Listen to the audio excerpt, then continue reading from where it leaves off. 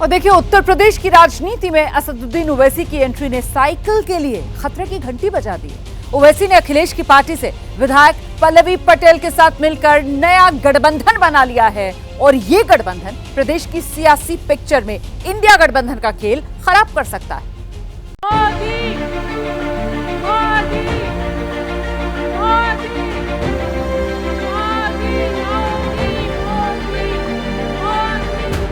प्रधानमंत्री नरेंद्र मोदी ने मेरठ से चुनाव प्रचार का बिगुल फूंक दिया।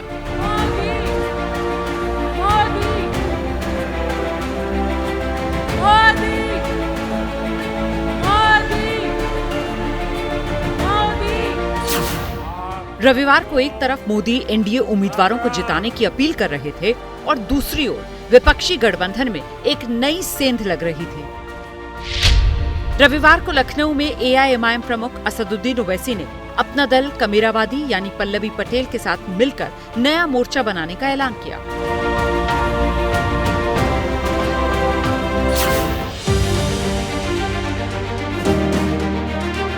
मतलब ये कि उत्तर प्रदेश में अब चुनावी लड़ाई आमने सामने की नहीं रह गई। अब ओवैसी की एंट्री के बाद चार कोणीय लड़ाई का रास्ता तैयार हो गया। एक तरफ मोदी को पीएम बनाने के लिए एनडीए है, दूसरी ओर कांग्रेस और समाजवादी पार्टी का गठबंधन इंडिया। मायावती की बीएसपी अलग चुनाव लड़ रही है और ओवैसी ने जातीय राजनीति करने वाले छोटे दलों के साथ नया मोर्चा तैयार किया है।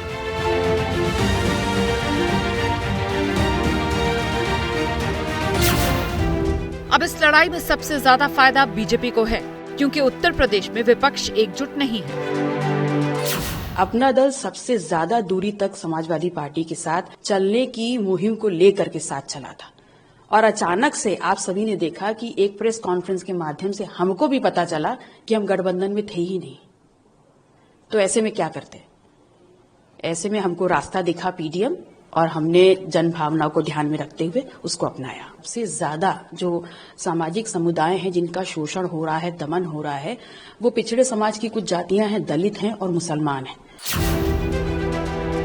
ओवैसी और पल्लवी पटेल का गठबंधन क्या सियासी गुल खिलाएगा ये तो नहीं पता, लेकिन ओवैसी की एंट्री से मुस्लिम बहुल सीटों पर समाजवादी पार्टी का गणित गड़बड़ा जरूर सकता है। मुरादाबाद में आपके पार्टी का लोकसभा का लीडर है एसटी हसन, निहायती शरीफ आदमी।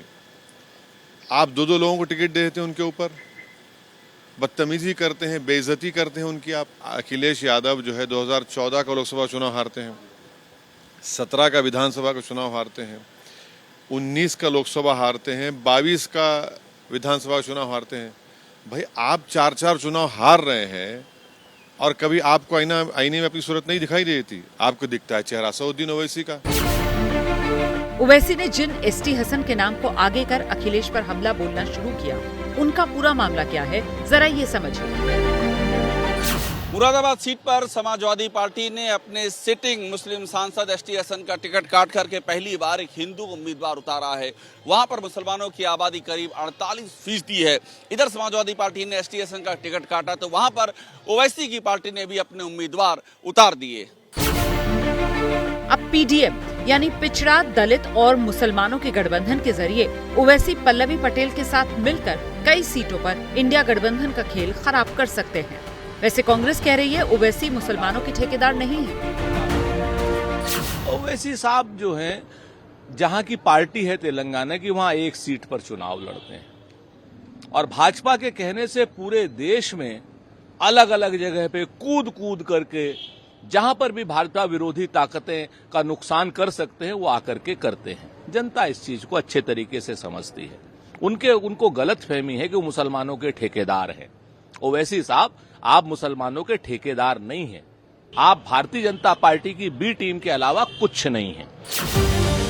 उत्तर प्रदेश में कुल 19% मुस्लिम वोटर हैं। पश्चिमी यूपी में मुसलमानों की संख्या 26% है। उत्तर प्रदेश में 30% से ज्यादा मुस्लिम आबादी वाली 21 सीटें हैं।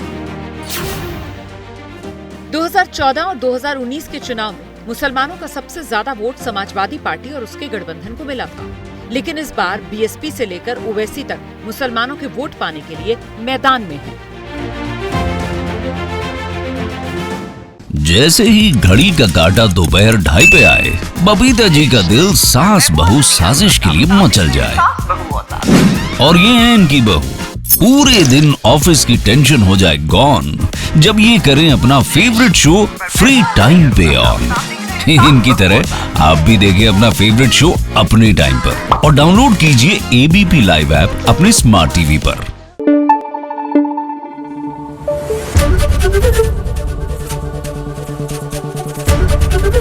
एबीपी न्यूज आपको रखे आगे।